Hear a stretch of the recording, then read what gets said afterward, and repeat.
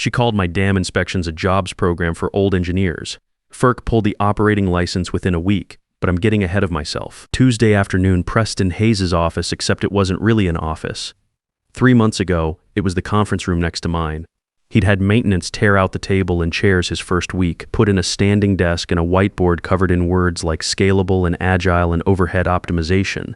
Glass walls so everyone could see him being strategic. The room still smelled like fresh paint and whatever cologne he bathed in before leaving his apartment. He was sitting behind the standing desk, which kind of defeats the purpose, but nobody was going to tell him that. An HR rep stood behind him holding a tablet, not making eye contact with me. She looked like she was watching someone back a truck toward a cliff. Clayton. Preston folded his hands on the desk, AirPods in as usual. I'd never once seen him without them. We've completed the strategic review of operations, and I want to be transparent with you about the direction we're going. I waited. Your position, Senior Dam Safety Director, is being restructured. Dam safety oversight is being transitioned to a consulting partner, Streamline Operations Group. It's a scalable approach, more agile, less overhead. The room was quiet. I could hear the HVAC system cycling. Somewhere down the hall, a printer was running. Is Streamline FERC certified? I asked. Preston blinked. His mouth opened, then closed. The HR rep shifted her weight. We're modernizing, Clayton. This isn't personal. I looked at him for a long moment. 29 years old, slim-fit suit jacket over a quarter-zip fleece like he was headed to a pitch meeting in Palo Alto instead of running safety operations for 12 hydroelectric dams. Haircut that cost more than what my dam technicians make in a day. Wharton MBA, graduated 14 months ago. Before that, 9 months at a boutique consulting firm in Marin County that installed solar panels on the rooftops of people who already had 3 Teslas in the garage. And he was eliminating the only FERC-recognized dam safety officer certification in the company. I nodded once, reached down to the chair beside me and picked up my hard hat. White FERC decal on the side. C. Read written in Sharpie on the brim, faded now, the letters thin and soft from years of sweat and rain and the UV light that bounces off spillway water on summer mornings. I'd carry that hard hat to every dam inspection, every emergency action plan review, every spillway certification across 12 facilities in 3 states. I understand, I said. I walked out, didn't look back. My name is Clayton Reed. I'm 54 years old. I spent 22 years in the United States Navy, Seabees, Naval Construction Battalion, enlisted at 18 builder rate. I poured concrete in Djibouti during the wet season when the ground turned to soup. I repaired airfield drainage systems in Afghanistan while wearing 60 pounds of gear and wondering if the next truck on the road was friendly. I built bridges in places where the nearest hospital was a Black Hawk right away and the nearest supply depot was a 3-day convoy. By the time I separated at 40, I held the rate of Petty Officer First Class, BU-1. I could read soil, water, and stress loads the way other people read a newspaper. I joined Cascade Energy Systems the day after my DD-214 was signed, walked in at 40 years old with calloused hands and a set of skills that don't come from a classroom. Started as a junior field inspector, worked every position between there and senior dam safety director. 14 years, 12 dams across Oregon, Washington, and Idaho. Every inspection report, my name, every emergency action plan, my name, every spillway certification filed with the Federal Energy Regulatory Commission, my signature on the line. I held the sole FERC-recognized Dam Safety Officer certification at Cascade Energy Systems. That's not a title someone gives you at a retreat. It's a federal credential required by law for every dam safety inspection, every emergency action plan update, every spillway operation across all 12 facilities. The certification requires documented experience, a federal examination, and site-specific qualification for each individual dam. You can't outsource it to a consulting firm that doesn't have it. You can't hire a replacement in a weekend. You can't fake it, buy it, or wish it into existence. 14 years of FERC filing reviews, 0 deficiencies, not one. Preston Hayes didn't know what FERC stood for. Let me tell you what 14 years inside a dam looks like. The Cascade Falls facility was our crown jewel, the largest of the 12. When you walked into the internal gallery, the first thing you noticed wasn't something you saw, it was something you felt. A deep hum, low and constant, that started in your sternum and settled into your teeth. The turbines, 200 tons of spinning steel, converting the weight of a river into electricity for 600,000 homes, the sound never stopped. It was there when I arrived at 6 a.m. and there when I left after dark.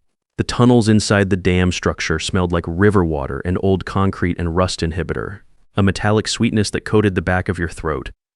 Cold, always cold inside a dam, even in August, even when it was 92 degrees on the surface, you wore layers. You carried a flashlight even though there were overheads because the overheads were original 1960s fixtures and they flickered when the turbine load shifted. I knew which expansion joints at Cascade Falls needed watching every spring when snow melt increased the hydrostatic load. I knew which intake gates at the Pine Ridge Dam in Idaho ran hot in August and needed manual cooling. I knew that the emergency spillway channel at Lost Creek hadn't been cleared since 1998 because I was the one who cleared it in 2003, waist deep in debris with 2 technicians and a chainsaw, writing up the maintenance report by flashlight in the back of my truck while the mist off the spillway soaked through my jacket. I walked every inch of those structures every year for 14 years. And here's what it cost me. My son Jason is 29. He's an environmental engineer at Pacific Environmental Solutions in Portland. He's smart, methodical, got his degree from Oregon State and earned it. Logging hours in the field while I was already 200 miles away, checking spillway tolerances before a storm system rolled in. His sophomore year, he called me from a job site, excited about some water quality project he was working on. I was at the Pine Ridge Dam. Emergency spillway inspection. Flash flood warning. I told him I'd call him back. Never did. That was 4 years ago. Linda, my wife, works as a school nurse at a middle school in Troutdale. The woman who moved twice for the Navy and once more when Cascade reassigned me to the regional office and never once complained where it counted. Linda, who kept the house together through Djibouti and Afghanistan and dam inspections that bled into weekends and holidays in the evening of our anniversary, 3 years running. She never asked me to quit. She just kept the porch light on and made sure Jason knew his father loved him, even when his truck wasn't in the driveway. And Cascade Energy Systems, a $1.1 billion utility generating 28% of the region's renewable energy, decided that the man who kept all 12 of their dams in federal compliance for 14 years was overhead to be optimized. Preston Hayes arrived at Cascade 3 months before he fired me. Nephew of CEO Barbara Hayes, Wharton MBA. His entire career in energy consisted of 9 months at a boutique consulting firm in Marin County that put solar panels on rich people's houses. He walked into a hydroelectric utility and didn't know what a penstock was. I know this because Roy Fisher, my senior dam technician, 15 years under me at Cascade Falls, former Army Combat Engineer, 3rd Infantry Division, told me that Preston asked him during a facility walkthrough if the penstock was some kind of legacy system we could phase out. A penstock is a pipe that carries water to the turbines. It's the reason the dam generates electricity. That's who they replaced me with. After the firing, Preston sent a company-wide email. I heard about it from Roy before I'd even made it home, excited to announce a major step in our modernization journey. We've transitioned dam safety oversight to Streamline Operations Group, a best-in-class consulting partner. This position's cascaded for a leaner, more agile future. Next-gen clean energy best-in-class. He'd outsourced federally mandated dam safety to a firm that didn't hold a single FERC-recognized dam safety officer credential, and he put a hashtag on it. That evening, Roy sent me something else. He'd found an email chain on the shared drive, Preston to Barbara, dated 2 weeks before my termination. Preston wrote, "The dam safety officer position is a holdover from the 90s. We can outsource this for a fraction of the cost." Barbara's reply was one line. Agreed. Clayton's inspections have always been a jobs program for old engineers. Proceed. I read it sitting in my truck in the driveway, engine off. The sky was that Pacific gray the Northwest does when it can't commit to rain but won't give you sun either.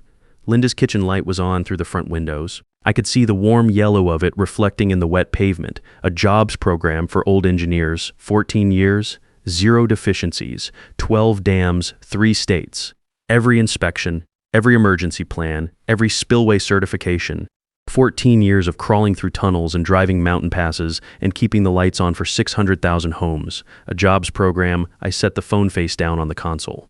Something clicked. Not anger, not hurt, just clarity. The kind you get when the noise finally stops and you can hear the river. The morning after the firing, my phone rang at 6:47 a.m. I was already up, old habit. 14 years of 5 a.m. departures don't just switch off because someone in a quarter-zip fleece tells you you're restructured. I was sitting at the kitchen table with coffee. Not the Stanley thermos, just a mug from the cabinet. The house was quiet. Linda had already left for work. Jason was still asleep in his old room. He'd been staying with us for the past month while his apartment lease transferred. The caller ID said Howard Banks. Howard was Senior Vice President of Operations at Northwest Power Alliance, Cascade's largest competitor. We'd known each other for 12 years. Served together on the Pacific Northwest Dam Safety Council, shared coffee at every annual FERC Western Region Conference since I started attending. He'd tried to recruit me 3 times over the past decade. The first time I told him I was loyal to Cascade. The second time I told him my pension was vesting. The third time, about 2 years ago, I told him I appreciated the offer, but I wasn't ready to leave. He wasn't calling to make small talk. Clayton, tell me it's not true. It's true. A pause. I could hear him exhale through his nose. Then his voice shifted, not sympathetic, exactly, strategic. Howard was never sentimental about talent. He was precise about it. Clayton, FERC can't certify a single spillway operation without a qualified dam safety officer on record. Cascade just eliminated the only one in 3 states. Another pause. Call me when you're ready to come home. I didn't call back for 3 days. Instead, I did something I hadn't done in 14 years. I stayed home. The first morning, I didn't know what to do with my hands. I tightened the kitchen faucet that had been dripping since March. I reorganized the toolbox in the garage, the personal one, not the one bolted to the truck bed. Hank followed me room to room, his nails clicking on the hardwood, confused by the change in routine. He kept looking at the door like he expected me to grab my keys. The second morning, I drove up to the Cascade Falls overlook. The pull-off on the Forest Service road above the dam, my spot. No cell signal, just the sound of water moving through the gorge below and the wind in the Douglas fir. I could see the spillway from there, the mist rising off it like steam. I sat in the truck for an hour, didn't turn the engine on, just watched the river do what rivers do. The third afternoon, Jason came home from work early. He's been doing some consulting work for environmental impact assessments on regional infrastructure projects. He walked in through the garage door, work boots still dusty, hard hat under one arm, laptop bag over his shoulder. He stopped when he saw me at the kitchen table. You're home before dark, that's new. Figuring some things out. He nodded, set his gear down, opened the fridge, pulled out a beer. Dad, I heard what happened. From Roy's kid, Preston Hayes is an idiot, smart like his mother. But he said something else that made me look up from my coffee. You know, we've been contracted to do environmental impact assessments on some of Cascade's dam facilities. If they're not maintaining proper safety protocols during operations. He let it hang there, took a sip of his beer. The state environmental agency takes that stuff seriously, real seriously. That evening, after Jason went upstairs to work on some project reports and Linda was grading health assessments at the dining room table, I went out to the truck, sat in the driver's seat with the dome light on, pulled up Howard Banks's number. I looked at the phone for about a minute. Then I looked at the ghost of the Cascade logo on the driver's side door, the outline still faintly visible where the decals had been. Lighter paint where the sun hadn't reached for 11 years. I called Howard. Northwest Power Alliance's offer arrived in writing within 48 hours. Vice President of Dam Operations. $18 million compensation package. Salary, equity, signing bonus, 5-year guarantee. They weren't offering me a job. They were acquiring a capability. My FERC credentials, my 14 years of inspection history across every major dam in the Pacific Northwest, my institutional knowledge of the 12 facilities I'd just been removed from, facilities that their largest competitor could no longer legally operate. I signed at Howard's office in Portland, Oregon, 10 days after Preston Hayes told me my position had been restructured. Howard's corner office had floor-to-ceiling windows overlooking the Columbia River, wide and gray and unhurried. I could see the mountains through the haze. I signed with the same plain steel body pen I'd used to sign 14 years of inspection reports. Nothing ceremonial about it, just ink on paper. Welcome home, Clayton. I nodded, set the pen down. Across the river, Cascade Energy Systems had no idea what was about to happen. 5 business days after my termination, FERC's Portland Regional Office ran a routine filing review, the same kind of review I used to prepare for. The same calendar I'd maintained for over a decade, flagged, color-coded, filed 90 days in advance. The filing review was supposed to be a formality. It had been a formality every quarter for 14 years because I made sure of it. This time the review flagged something. Cascade's dam safety officer of record me had been terminated. No qualified replacement had been filed. The FERC reviewer called Cascade his regulatory compliance office. Compliance didn't know what to tell them. Nobody in compliance had been informed that I was gone. They transferred the call to Preston Hayes' office. Preston didn't take the call. He was in a meeting about rebranding the company website. The call bounced to Patricia Ward, Cascade's general counsel. Patricia was sharp, 52 years old, had been with Cascade for 18 years, and understood regulatory exposure the way I understood expansion joints. She didn't panic easily. She pulled the Streamline Operations outsourcing contract that Preston had signed. She read it once, then she read it again. Slower. Then she picked up the FERC notification letter that had arrived by certified mail that morning, the one that had been sitting in Preston's inbox, unopened, while he picked fonts for the new website. Patricia walked into Barbara Hayes' office. Preston was there, sitting in one of the leather chairs, legs crossed, AirPods in, scrolling his phone. Barbara was behind her desk, Patricia held up the outsourcing contract in one hand and the FERC letter in the other. Preston, did anyone verify that Streamline has FERC recognized dam safety officer certification? The room went quiet. Preston looked up from his phone, blinked, silence, because FERC just called, and they don't. Barbara Hayes' face didn't move at first, then it did. A slow drain of color that started at her jawline and worked up. The kind of change you only see when someone realizes the mistake isn't fixable. Patricia set both documents on Barbara's desk. Her voice was steady. Her hands were not. We have 12 operating dams without a qualified dam safety officer of record. As of this morning, we are in federal non-compliance. FERC can suspend our operating licenses pending recertification, and recertification requires a qualified dam safety officer, which we no longer employ. Preston pulled one AirPod out, so we hire one. Patricia looked at him the way you look at someone who asks why the dam needs water. There are 6 people in the western United States with this qualification. 3 work for competitors. 1 is retired. 1 works for the federal government and can't take private employment. She paused. The 6th is Clayton Reed, who you fired 11 days ago, 7 days after my termination. FERC issued emergency orders suspending operations at all 12 Cascaded Energy Systems dams pending recertification with a qualified dam safety officer. Non-negotiable federal law. No expedited appeals process that works faster than the 14-month recertification timeline. The cascade started immediately. Day 1, all 12 dams went offline. Turbines that had been spinning continuously for decades wound down to silence. 28% of the region's renewable energy capacity vanished from the grid overnight. 600,000 homes just gone. Day 2, wholesale electricity prices spiked 340%. Utilities across Oregon, Washington, and Idaho scrambled for replacement power from natural gas and coal plants. It was August, heat wave. Air conditioners running at peak load. The grid operators were pulling power from as far away as Nevada and Arizona to fill the gap. Ratepayers saw it on their bills within the billing cycle. Day 3. 3 state utility commissions, Oregon, Washington, and Idaho, opened formal investigations into Cascade's dam safety compliance. Subpoenas issued. Documents requested. The words public safety appeared in 3 separate press releases. Day 5, Cascade stock crashed 45%.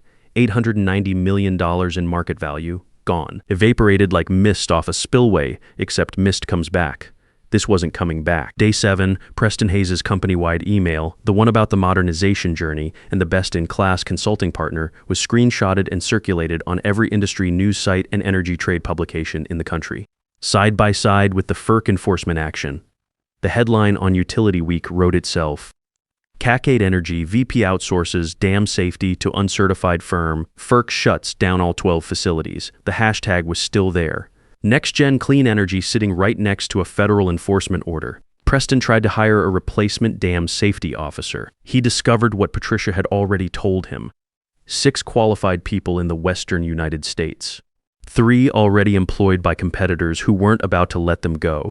1 retired. Roy told me later that Cascade called him and the man laughed so hard he had to put the phone down. 1 in a federal role, legally prohibited from private employment. And the 6th was me sitting in my new office at Northwest Power Alliance, looking out at the river, drinking coffee from my Stanley thermos, the one with the dented lid and the chipped green paint, the one I'd carried to dam inspections for 14 years and through 2 deployments before that. The 14-month clock started ticking, and it wasn't going to tick any faster because a 29-year-old with a Wharton MBA wanted it to. 2 weeks after the suspension, I received a call from FERC's Western Regional Director. Not unusual, I'd worked with FERC for over a decade. They knew me. They trusted my inspection record. They asked for my expert assessment of Cascade's facilities, not as a former employee. As the most qualified dam safety officer in the region who had 14 years of site-specific knowledge of every one of those 12 dams, I gave them an honest assessment. Thorough technical, based on over a decade of inspections, maintenance logs, and internal reports. The same reports I'd been filing every quarter. The reports that flagged deferred maintenance on intake gate seals at Pine Ridge, erosion monitoring at Lost Creek, structural reinforcement needed at 3 of the older facilities, the reports that Preston never read, the reports that Barbara apparently considered part of a jobs program. My recommendation to FERC, $85 million in structural upgrades required before reactivation, based on deferred maintenance I'd been documenting for years. Every dollar justified by inspection data that had my name on it, FERC adopted the conditions. And Cascade Energy Systems, a $1.1 billion company that had called my work a jobs program for old engineers, was now staring down 14 months of zero hydroelectric revenue, $85 million in mandatory upgrades, a 45% stock collapse, 3 state investigations, and a market that smelled blood. Northwest Power Alliance was the largest utility in the Pacific Northwest, and they had just hired the only man who knew how to restart those dams. The phone calls from Cascade's board started coming within the week. Not to me, to Howard Banks, asking if Northwest might be interested in acquiring certain assets. Howard looked across his desk at me when the first call came. They want to sell. I set my coffee down. The Stanley thermos left a ring of condensation on his desk. They don't have a choice. Cascade couldn't survive 14 months of zero hydroelectric revenue. That was the math, and math doesn't negotiate. Patricia Ward presented the financial projections to Cascade's board in an emergency session 6 weeks after the FERC suspension. I wasn't in the room, but Roy Fisher was still at Cascade then, and he told me what it looked like. Patricia stood at the front of the conference table with a single slide on the projector. No graphics, no charts, just numbers. 12 dams offline. Them megawatt hours generated, revenue from hydroelectric operations, which accounted for 68% of Cascade's total, was a flat line. Debt service on the dam infrastructure continued regardless. The $85 million in structural upgrades mandated by FERC before any reactivation made the restart timeline not just long, but economically devastating. The 3 state utility commissions, Oregon, Washington, Idaho, were threatening to revoke operating agreements entirely if compliance wasn't restored within their own timelines, which were shorter than FERC's. Cascade's stock was still falling. Institutional investors were exiting positions. The bond rating agencies had the company on review for downgrade. Patricia's summary was one sentence: we cannot service our debt without dam revenue, and we cannot generate dam revenue without a dam safety officer we don't have. Barbara Hayes sat at the head of the table. She was 61 years old. She'd built Cascade Energy Systems into a $1 billion utility over 25 years. She wasn't stupid. She'd made one mistake, a blind spot the size of a dam for family, and it had cracked the foundation of everything she'd built. She fired Preston that afternoon in her office. Not the glass-walled room he'd built for himself out of a conference room. Her office, the one with the original Cascade logo on the wall and the framed photo of the Cascade Falls groundbreaking ceremony from 1996. Roy said she didn't give a speech. She said, "You're done. Get out." Preston argued. Said this wasn't fair. Said the consulting firm had assured him they could handle it. Said he was going to call his mother. Barbara looked at him the way Patricia had looked at him 3 weeks earlier. The way you look at someone who asks why the dam needs water, your mother is why we're in this mess. I should have said no. Preston's security badge was deactivated before he reached the elevator. His Tesla was still plugged into the employee EV station he'd had installed his first week. Security had to ask him to unplug it before he left the garage, but firing Preston didn't fix anything. It was like pulling the match out of a building that was already burning. The dams were still dark. FERC didn't care about personnel changes. FERC cared about compliance. A qualified dam safety officer of record, site-specific recertification for all 12 facilities, and $85 million in structural upgrades completed and verified before a single turbine could spin again. The 14-month clock kept ticking. Cascade's board began entertaining acquisition offers. They didn't have leverage, and everyone in the industry knew it. A utility with suspended operating licenses, hemorrhaging cash under investigation by 3 state commissions with no qualified dam safety officer, and no realistic path to getting one before the money ran out. That's not a negotiating position. That's a fire sale. Northwest Power Alliance made an offer for 8 of Cascade's 12 dams, the 8 largest facilities, including Cascade Falls.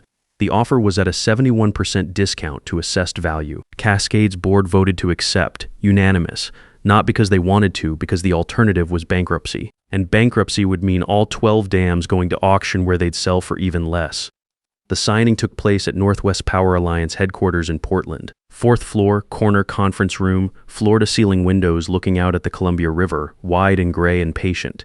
The way it had been for 10,000 years before anyone put a dam on it, and would be for 10,000 years after every dam was dust. I was on the buyer side of the table. Howard Banks next to me. Northwest's legal team had the documents stacked and tabbed. 8 acquisition agreements, one for each dam plus regulatory transfer filings and FERC notification paperwork. Neat. Organized the way I'd have done it. Across the table, Cascade's attorneys both looking like they'd rather be anywhere else, and Barbara Hayes.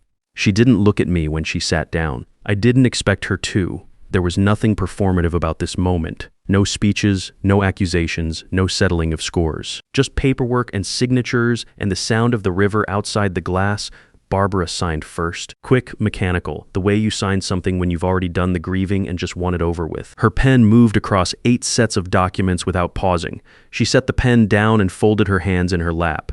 The document slid across the table. I picked up my pen.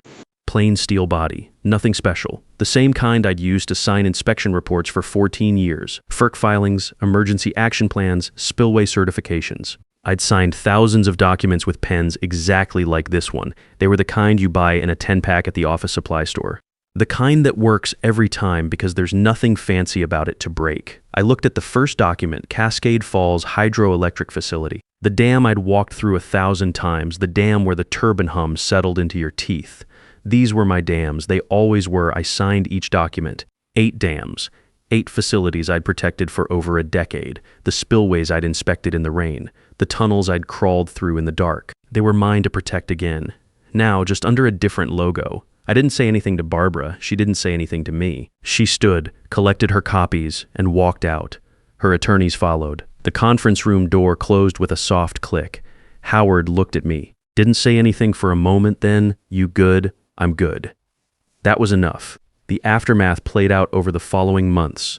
Northwest Power Alliance's dam portfolio increased by 57%. I oversaw the recertification and reactivation of all 8 acquired dams personally. Site-specific qualification reviews, structural upgrades, FERC inspection schedules rebuilt from the ground up. We completed reactivation in 11 months, 3 months ahead of FERC's minimum timeline. 0 deficiencies. Cascade retained 4 dams, but couldn't operate them until recertification was complete with a new dam safety officer. That process took the full 14 months and cost them the $85 million in structural upgrades. By the time their remaining dams came back online, they'd lost market share they would never recover. Preston Hayes' name appeared in the FERC enforcement record as the executive who outsourced federally mandated dam safety oversight to an uncertified vendor. The record is permanent. It's public. It will come up in every background check, every job application, every Google search for the rest of his career. His Wharton MBA couldn't buy his way out of a federal regulatory file.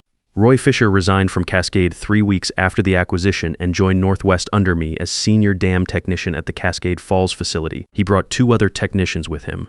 Men who'd worked under me for years and weren't interested in working for anyone else. I got home late the evening of the signing, later than I'd meant to. The paperwork took hours. By the time I pulled the F-250 into the driveway, the sky was clear. Actually clear. No Pacific gray, no clouds threatening to commit. Stars visible through the kitchen window. The kind of Northwest evening you get maybe 20 times a year when the air smells like Douglas fir instead of rain, and the mountains are dark outlines against a sky that hasn't forgotten how to be blue. The porch light was on. Linda always left the porch light on. I walked in through the garage door, hung my jacket on the hook. Linda was on the couch reading some paperback she'd picked up at the school book fair. Hank lifted his head from the floor, ears forward, tail thumping once against the rug. His muzzle was grayer than it used to be. He put his head back down when he confirmed it was me, satisfied. Linda looked up over her reading glasses. So you signed it?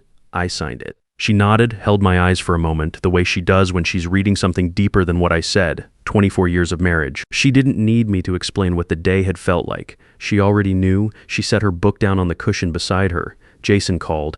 His environmental consulting firm got the monitoring contract for the dam reactivation project. He'll be working directly with you on the compliance assessments. I sat down next to her. The couch creaked the way it always does on my side, the spring that's been soft for 3 years that I keep saying I'll fix. Hank shuffled over and put his head on my boot.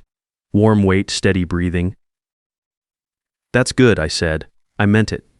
For the first time in 14 years, nothing was going to stop me from being where I needed to be. No flash flood warnings, no emergency spillway inspections, no 6-day work weeks and 2-lane highways into mountain passes while my family waited at home. My hands were still, first time in weeks, maybe months. I hadn't realized how much they'd been moving, adjusting, tightening, turning things over until they stopped. The house was quiet. Linda picked her book back up. Hank's breathing slowed through the kitchen window. Stars Barbara Hayes retired 8 months later. She didn't give a public statement. The board named an interim CEO and operations person, someone who'd actually run a dam before, too late to matter. 6 months after the acquisition, Jason and I were working together on the environmental compliance review for the Cascade Falls reactivation. He was explaining some new water quality monitoring protocols while we stood on the observation deck overlooking the spillway. The mist was catching the afternoon light, and for a moment I could see both the 29-year-old environmental engineer and the kid who used to ask me how the turbines worked. "Dad," he said, not looking away from his tablet, "I'm glad you're doing this. The infrastructure work, it matters." I adjusted my hard hat strap. Same white hard hat, same FERC decal, same faded C read written in Sharpie on the brim. "Yeah," I said, "it does." Funny thing about dams, nobody thinks about them until they stop holding the water back. Then everyone remembers who built them. If you've ever been told your years of experience were just overhead to be optimized, you know how this feels. The system doesn't always work the way it should, but sometimes, just sometimes, competence wins out over credentials, and the people who actually know how to do the work end up exactly where they belong. The infrastructure that keeps this country running was built by people who knew what they were doing, not by people who could talk about it in a conference room. And when push comes to shove, expertise still matters more than a business degree and a quarter-zip fleece.